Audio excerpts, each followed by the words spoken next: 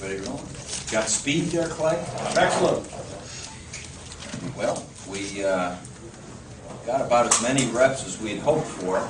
We'd hoped each kid would have somewhere between 35 and 40 reps today, and it's our 20th practice opportunity, and kids have been banging hard, and we've had warm weather, which has been a challenge. We had a preseason without grass, which adds about 15 degrees to the world. So I think it was a good couple weeks there, and now they'll get a little bit of time off, and we have one more two-a-day with Monday, and then we'll go 2 one-a-days and give them a little bit of a long weekend and be back at game week. But it's going to be fun to watch the film. I'm guessing it'll be 130, 140 plays, somewhere in there. And a lot of young guys got opportunities. We were missing some guys, not with anything major. Probably the guy that has the most significant injury might be Nate Williams, but I wouldn't bet against him for the opener.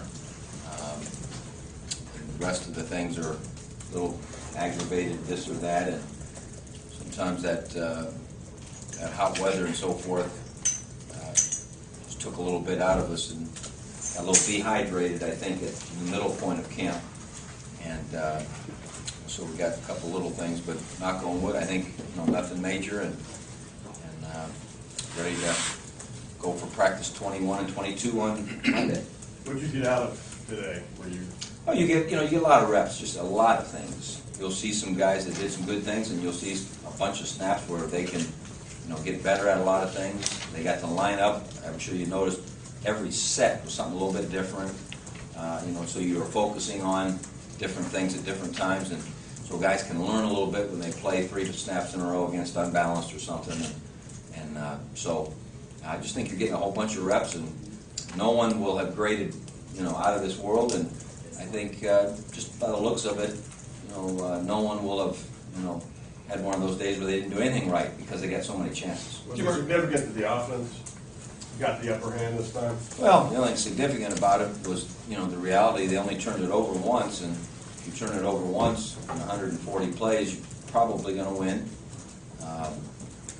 You don't have 140 plays in a game offensively, so you get 60 or 70, and you better turn it over 0 or 1 times. But to me, that was the only significant thing. The defense, I think, was without Chim and Devon and Ross. Cam got nicked a little bit, so they had kept him out. If it was a ball game, they kept playing. So they were without some of their guys, but it was a great opportunity for some other guys to see how they fit in, and I think they did well. But are you a little disappointed maybe that there wouldn't be more offensive fireworks? You get 1 touchdown. I mean, you hit opportunities. Well, depends on who you're rooting for. I root for our defense too, so they don't give up many big plays. There are a couple long ones there that I thought had some excellent breakups, so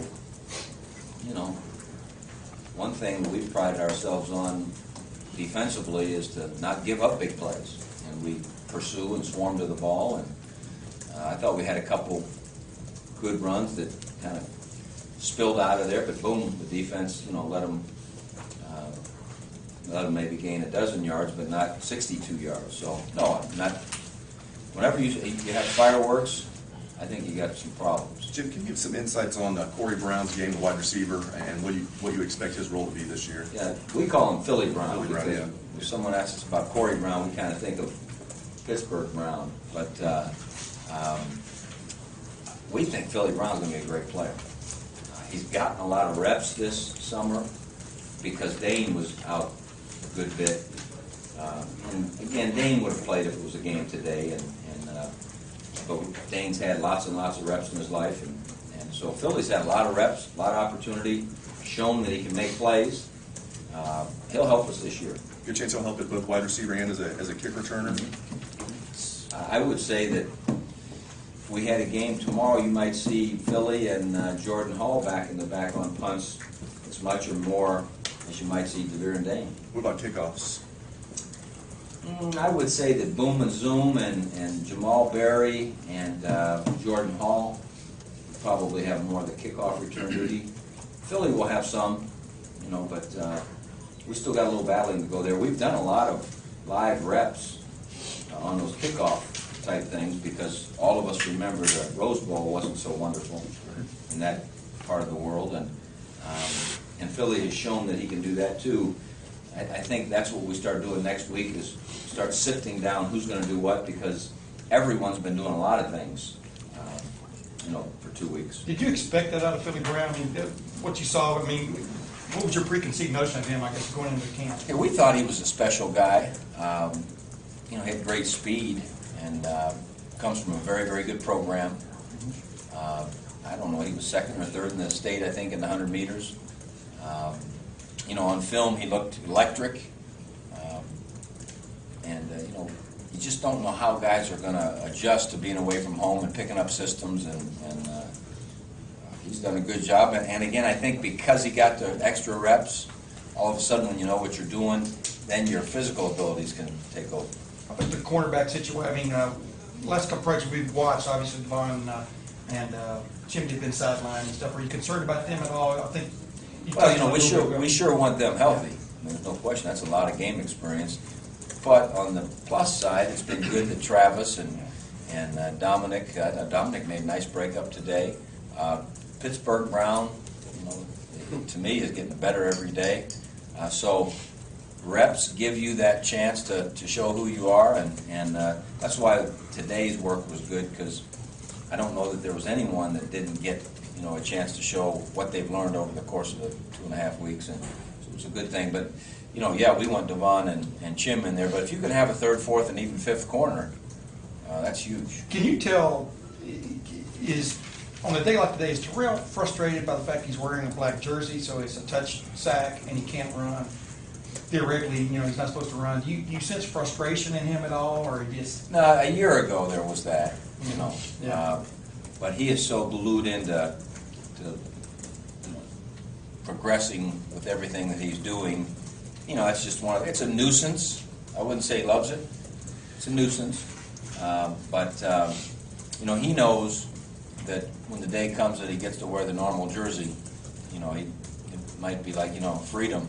But he'll still stay, with the steps of his reads and so forth. And I think he's had a great preseason. Jim, did you learn anything today on some of the second-team guys at quarterback, maybe your third wide receiver spot, and also the third and fourth running backs? Those are kind of. I think we will have learned something after we really study the film and look at all the little things, and there's going to be some guys that all of a sudden reps become a little more rare because now you're getting ready for an opponent. Now who's going to get those reps? So yeah, I think you are going to see some, not decisions being made, but moving towards some decisions.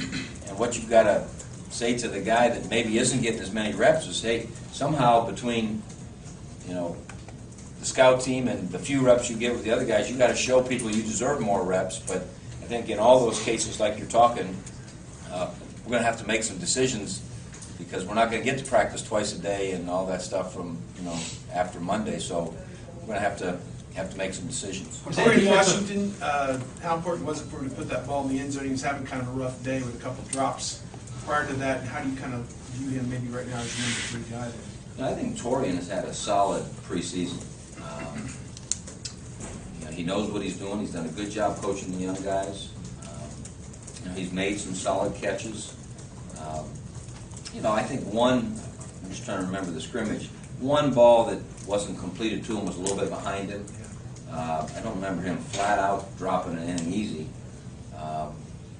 But you'd have to think it would give him some confidence, catching it and taking it to the end zone. But Torian's been around long enough to know that that's wonderful today, but if you don't do it tomorrow in practice and the next day, that's, we have to be good, ongoing. But I've been very pleased with Torian. How do you feel about left tackle? What do you see from Mike Adams and Andy Miller? Well, Mike Adams has been fortunate to be a little healthier. Andrew Miller has missed a little bit of time because he's just been a little bit banged.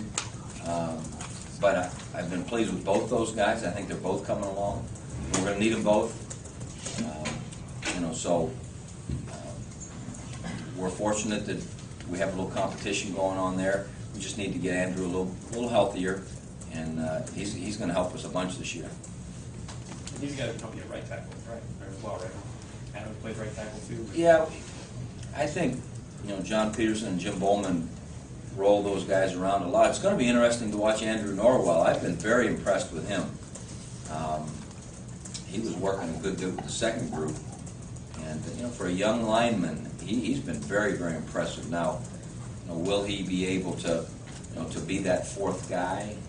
We'll see. Or do you have to go with Brian Browning when you need a fourth guy?